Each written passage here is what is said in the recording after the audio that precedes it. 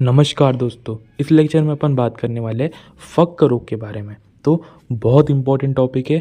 पिछले साल 10 नंबर के क्वेश्चन में फक रोग आया था, ठीक है। तो इसको अपन को बहुत अच्छे से देखना है। तो सबसे पहले अपन इसके संदर्भ की बात कर लेते थे। तो इसका वर्णन मिलता कहाँ पर है? फक रोग को मैंने बताया था, आचार्य काश्यप जी ने बताया है। तो आचार्य काश्यप जी ने चिकित्सा स्थान में फक रोग का वर्णन किया है। तो फक चिकित्सा के नाम से इसका वर्णन मिलता है, ठीक है। इसके बाद में निरुक्ति, इसकी फक की निरुक्ति अपन किस प्रकार से लिखेंगे? सबसे पहले अपन को ये लिखना है इसमें, फक्कति नैच गच्छति इति फक्कः, मतलब कि फक शब्द की उत्पत्ति फक धातु से हुई है, जिसका अर्थ है शरीर में स्वस्थ का क्रमशः नीचे जाना। मतलब कि शरीर में जो स्वस्थ है अपना, मतलब कि जो अपनी हेल्थ है उसका क्रमशः घटते जाना, नीचे जाते जाना, या गिरती अवस्था को ही अपन फक कहेंगे। That is run down condition. बहुत इंपॉर्टेंट है, run down condition of body, that is अपने स्वस्थ का क्रमशः नीचे जाना या फिर गिरना, यही क्या है? फक है, ठीक है। तो अपन को पता होना चाहिए कि फक शब्द की उत्पत्ति कैसे हुई? फक धातु से हुई है, जिसका अर्थ है स्वस्थ का क्रमशः नीचे जाना या फिर गिरती अवस्था को अपन क्या कहेंगे? फक कहेंगे। इसके बाद में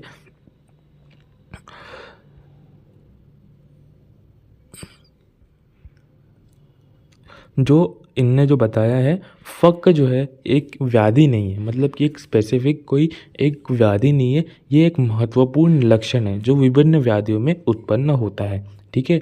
तो ये तो बस जनरल चीज़ है कि जो फक ये जो बता रहे हैं यहाँ पर कि फक जो एक पर्टिकुलर जो वर्ड है वो एक व्याधि के लिए यूज़ नहीं किया गया है, ये एक लक्षण है जो कि विभिन्न व्याधियों में उत्पन्न होता है, ठीक है। इसका बहुत इंपॉर्टेंट श्लोक है, इसको याद होना चाहिए। बालः संवत्सरा पादाभ्याम यो न गच्छति सफक इति विज्ञेयः वक्ष्यामि लक्षणम, ठीक है। तो अर्थात क्या है? एक बालक 1 वर्ष का होने पर भी अपने पैरों पर नहीं चल पाता है, उसे फक रोग से आक्रांत समझते हैं। मतलब कि 1 वर्ष में नॉर्मली बालक चलने लग जाते हैं, लेकिन जो फक रोग से पीड़ित है बालक, वो 1 वर्ष का होने पर भी अपने पैरों पर नहीं चल पाता है, उसको अपन क्या कहेंगे? उस रोग को अपन फक रोग से आक्रांत समझेंगे, ठीक है।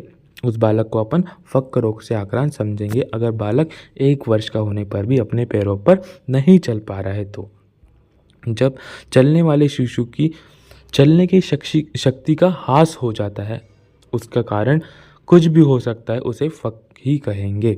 अगर बच्चा चल नहीं पा रहा है, उसके चलने की शक्ति का ह्रास हो गया है, तो उसको अपन क्या कहेंगे? फक ही कहेंगे। उसका कारण भले ही कुछ भी हो, ठीक है। अगर वो 1 साल का होने पर भी चल नहीं पा रहा है, उसकी शक्ति का ह्रास, चलने की शक्ति का ह्रास हो चुका है, तो उसको अपन क्या कहेंगे? फक कहेंगे। तो आचार्य काश्यप जी ने निदानों के आधार पर इसको 3 हिस्सों में डिवाइड कर दिया गया है ना। इसकी क्लासिफिकेशन 3 है, दैट इज क्षीरज फक, गर्भज फक और व्याधिज फक। मैंने बताया था आपको निदान इसके अलग अलग है, उस तीनों में ही बच्चा चल नहीं पा रहा है ना, तो उसको अपन फक कहेंगे। लेकिन निदान यहाँ पर अलग अलग है, क्षीरज फक में अलग निदान है, गर्भज फक में अलग निदान है और व्याधिज फक में अलग निदान है। तो आचार्य वाग्भट ने जो बाल शोष और पारिगर्भिक जो बताया है वो इससे रिलेट करते हैं, मतलब कि कुछ कुछ जो इसके निदान है ये इससे मैच करते हैं, ठीक है। तो क्षीरज फक के जो निदान है वो बाल शोष जो वाग्भट जी ने बताया उससे मैच करते हैं, और गर्भज फक के निदान दैट इज पारिगर्भिक से जो वाग्भट जी ने बताया उससे मैच करते हैं, ठीक है। अब देखते हैं अपन यहाँ पर निदान क्या है? जिसकी माता गर्भवती है, अनाथ, दृष्ट ग्रहणी वाले एवं अधिक भोजन वाले बालक फक रोगी होते हैं। तो फक रोग में क्या है बेसिकली? देखो, अगर माता गर्भवती है, ठीक है, तो गर्भवती माता का स्तन धीरे धीरे कम होने लगता है और ख़त्म हो जाता है, तो वहाँ पर उसको प्रॉपर अमाउंट से कैल्शियम नहीं मिलेगा, तो वहाँ पर भी फक रोग की उत्पत्ति होती है। या फिर अनाथ, जिसको माता का पता ही नहीं है, ठीक है, तो अनाथ है, या फिर दृष्ट ग्रहणी वाले, मतलब कि उनकी जो ग्रहणी है वहाँ पर कुछ दोष है, ठीक है, एवं अधिक भोजन वाले बालक फक्क रोग से पीड़ित होते हैं। ठीक है, अब पढ़ते हैं अपन। ये तो सामान्य निदान बताया था इनने कि सामान्यतः सारे जो ये जो तीनों हैं, क्षीरज, गर्भज, व्याधिज, फक्क, इनके सामान्य निदान क्या हो सकते हैं। अभी अपन स्पेसिफिक देखते हैं। देखो क्षीरज फक्क में क्या है, देखो फक्क दुग्ध अर्थात श्लेष्मिक दूध या माता का दुग्ध जो श्लेष्मा दोष से दूषित हो। तो इसमें फक्क दुग्ध का वर्णन किया है। फक्क दुग्ध अर्थात श्लेष्मिक दुग्ध, जो माता का दुग्ध है जो श्लेष्म दोष से दूषित है। तो माता का दुग्ध जो कि श्लेष्मा मतलब कि कफ प्रधान है उसमें, और उसको अपन क्या कहेंगे, श्लेष्मिक दुग्ध कहेंगे, उसी को फक्क दुग्ध भी कहेंगे।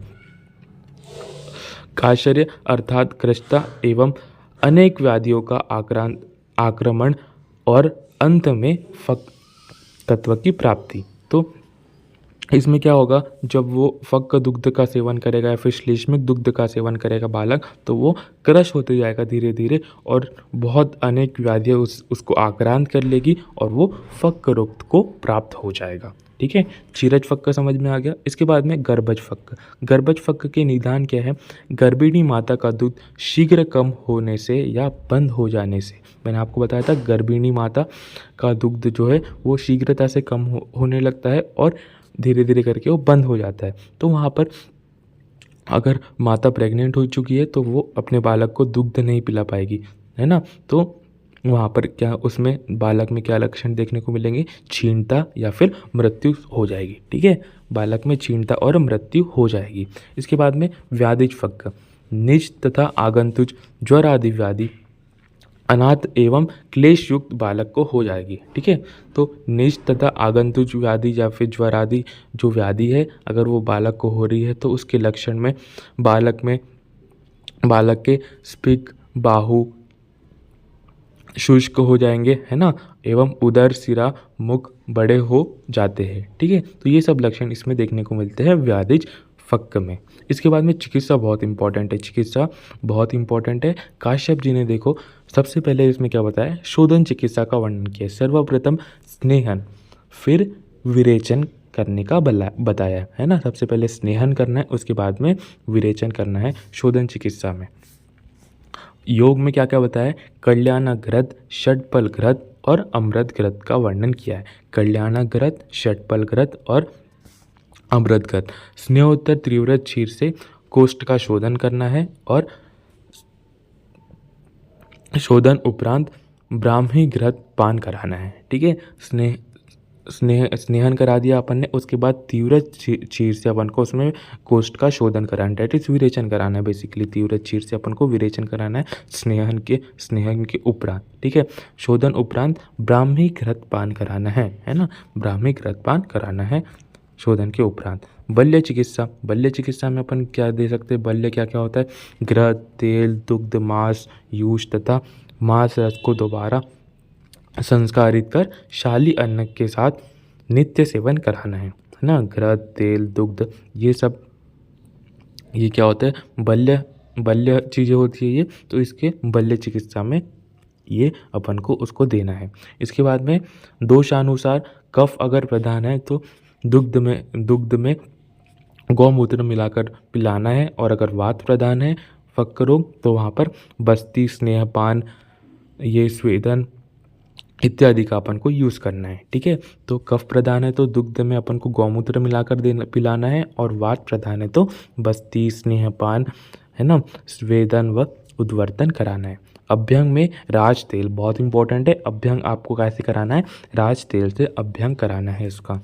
इसके बाद में त्रिपाद चक्र अपन को पता है, त्रिपाद चक्र रथ, है ना, मतलब कि ट्राईसाइकिल जिसको बोलते हैं, जिसमें 3 पहिए होते हैं, 3 पहिए वाली फक्क रथ का प्रयोग करना है इसमें, है ना। 3 पाद वाली 3 पहियों वाली चक्र रथ, है ना, उसका अपन को फक्क रथ का प्रयोग करना है बालक में। ठीक है, चिकित्सा समझ में आ गई। इसके भेद समझ में आ गया अपन को। निदानों के आधार पर 3 भेद में क्लासिफाई किया है, क्षीरज, गर्भज और व्याधिज। चिकित्सा में सबसे मुख्य क्या है, शोधन चिकित्सा करनी है अपन को। सर्वप्रथम स्नेहन फिर विरेचन कराना है। ठीक है। कल्याणग्रत, षट्पलग्रत, अमृतग्रत चिकित्सा बहुत इंपॉर्टेंट है। ठीक है। बल्य चिकित्सा करनी है, दोष अनुसार कफ प्रदान है तो वहाँ पर दुग्ध में अपन को गौमूत्र मिलाकर पिलाना है, और वात प्रदान है तो बस्ती, स्नेहपान ये सब करवाना है। अभ्यंग राजतेल से करना है और त्रिपाद चक्र रथ का प्रयोग करवाना है। ठीक है। धन्यवाद।